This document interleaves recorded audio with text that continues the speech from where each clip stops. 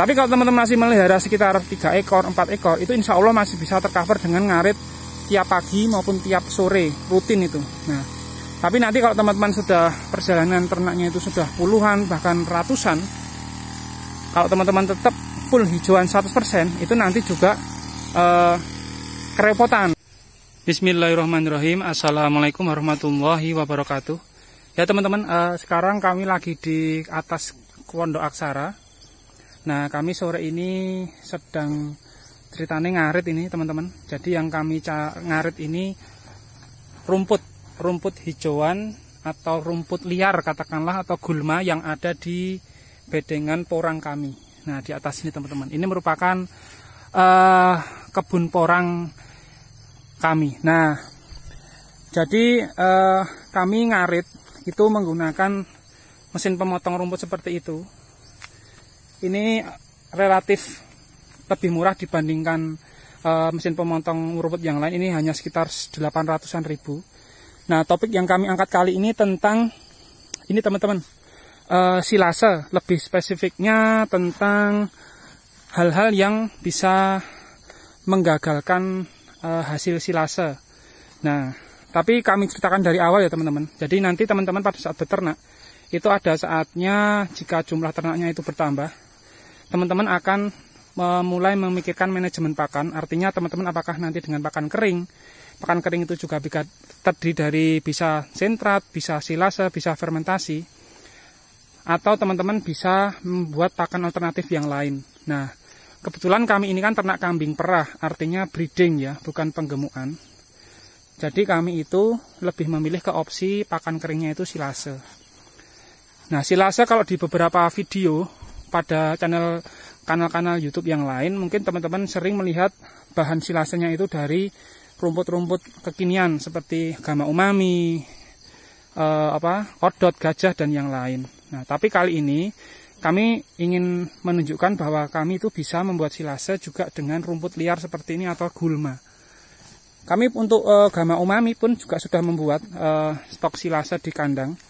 Nah, cuman kami sekarang berhubung kami nantinya akan bongkar umbi porang untuk perluasan lahan, artinya umbi porang ini akan kami tanam lebih, jaraknya itu lebih renggang, karena kemarin ini jaraknya super rapat untuk menghemat biaya.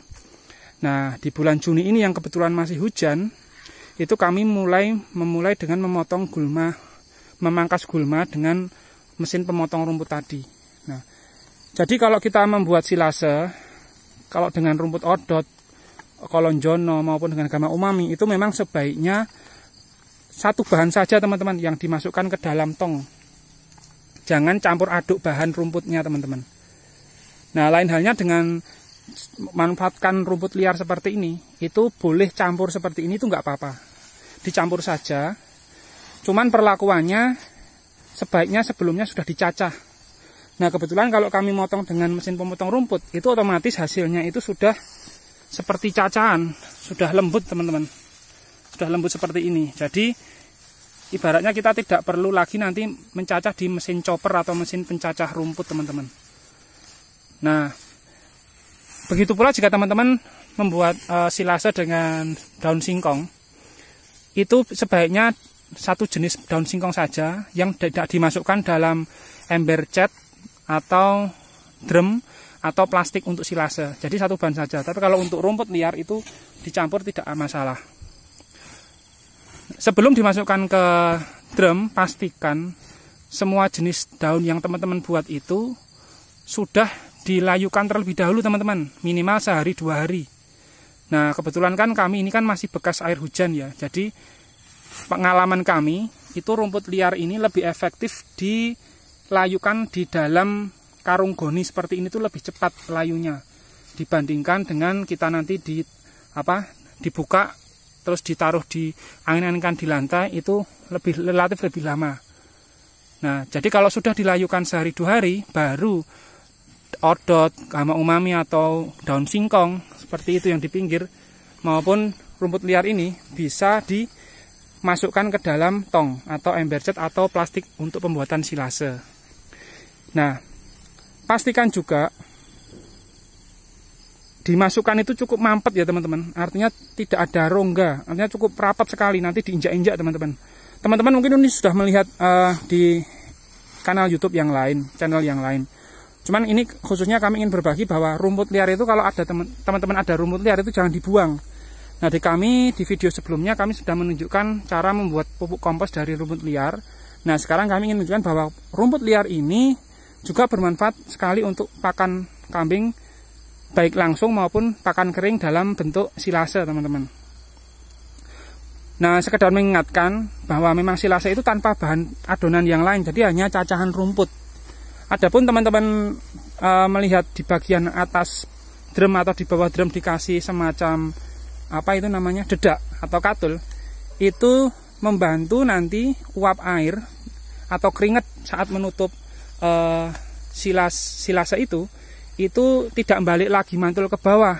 Kalau cuman tutup kan keringat atau uap airnya itu kan dari tutup nanti turun lagi ke bawah, itu memang bisa memicu nanti busuk. Nah, tapi sebaiknya kalau udah dikasih dedak di bagian atas atau di bagian bawah, itu uap airnya, keringatnya nanti itu sudah terserap oleh katul. Jadi katul dedak itu nanti juga bisa digunakan tidak hanya sekali saja, jadi bisa berulang kali karena fungsinya menyerap uap air, teman-teman. Nah, drum yang kami gunakan itu 200 liter yang warna biru itu. Biasanya dengan satu goni seperti ini itu sudah cukup, teman-teman. Nah, kita alhamdulillah tadi hanya setengah jam, nggak nyampe setengah jam kita bisa mendapatkan 2 goni.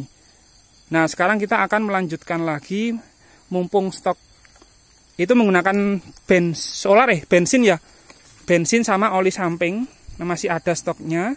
Nah, itu nanti melanjutkan lagi, dan cuaca mumpung masih cerah belum maghrib, teman-teman.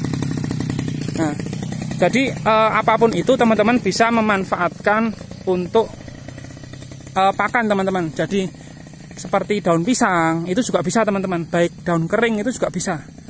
Jadi tidak melulu teman-teman mencari pakan hijauan itu dengan pakan yang eksklusif seperti gama umami, odot, gajahan maupun jenis yang lain. Seperti ini, nah ini tadi singkong, teman-teman.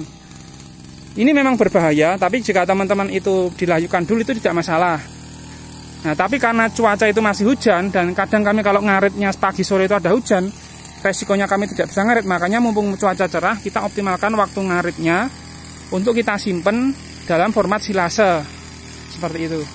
Nah, tapi kalau teman-teman masih melihara sekitar 3 ekor, 4 ekor, itu insya Allah masih bisa tercover dengan ngarit tiap pagi maupun tiap sore, rutin itu. Nah, tapi nanti kalau teman-teman sudah perjalanan ternaknya itu sudah puluhan bahkan ratusan, kalau teman-teman tetap full hijauan 100%, itu nanti juga kerepotan jika jarak kebunnya itu jauh dari kandang atau faktor cuaca misalkan hujan. Nah, saran dari kami teman-teman yang breeding kambing itu tetap sebaiknya gunakan silase, teman-teman. Tapi kalau teman-teman penggemukan itu bisa fermentasi. Nah, fermentasi kalau untuk breeding juga resiko karena terlalu asam bisa membahayakan di kandungannya, teman-teman. Nah, mungkin itu ya, teman-teman, hal-hal yang perlu dihindari dalam pembuatan silase agar hasilnya itu sukses, tidak busuk. Karena kalau busuk itu ciri-cirinya baunya kecut. Nah, itu jangan diberikan ke kambing atau domba, apalagi yang sedang bunting.